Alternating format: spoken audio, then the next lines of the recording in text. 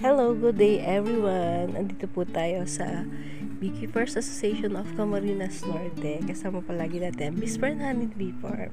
Ito po si Sammy De Los Santos and Cecil Socola. At binisita natin ang Matinghaw Resort. Inanyayahan tayo para magkaroon sila ng additional income. Para kahit nasa garden lang at napaka-eco-friendly pa, ito po ang pamilya ng Furukawa family. Mabuhay! Thank you very much po sa pag-invite sa Beekeepers Association of Camarines Norte. At ito po si Sammy De Los Santos para ibigay po ang mga magagandang technique para sa pag-aalaga ng mga stainless bees sa ating garden. Para po makadagdag sa pollination ng mga pananim sa ating garden. Dahil ang mga bubuyog po ay malaking tulong sa pollination ng lahat ng klase ng ating mga bungang kahoy na nandirito sa bansang Pilipinas. Napaka-blessed po ng Camarines Norte dahil nasa tropical country po tayo.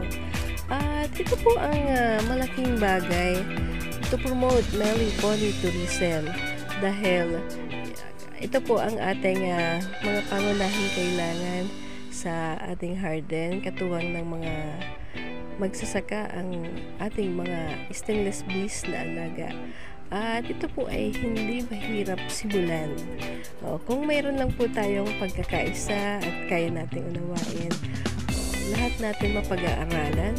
Pag may alaga ka kasing bubuy, pwede kang gumawa ng mga healthy and natural cosmetic na ang mga ginagamit lang pong raw materials ay mga stainless bee propolis, stainless bee pollen, at coconut. Ayan po ang ating mga participants sa isinagawang stainless beekeeping production and bee product development sa Matinghaw Resort.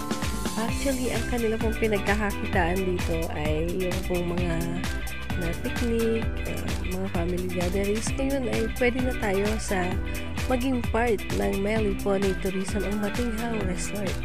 At natuto sila gumawa ng mga basic tungkol sa paggagawa ng mga honey soap, ito po yung ating mga proper demo para sa paggagawa ng mga natural healthy bee propolis ointment. At andito tayo sa maliit na kubo.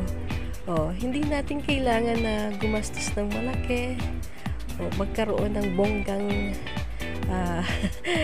para masimulan ang mga bagay-bagay. Kahit sa simpleng pamamaraan, pwede man po tayo magkatulungan para po patuloy natin i-promote ang mga bee products sa ating barangay, maging sa ating bayan at sa buong probinsya at sa buong Pilipinas. At marami po tayong partners sa iba't ibang dako ng mundo.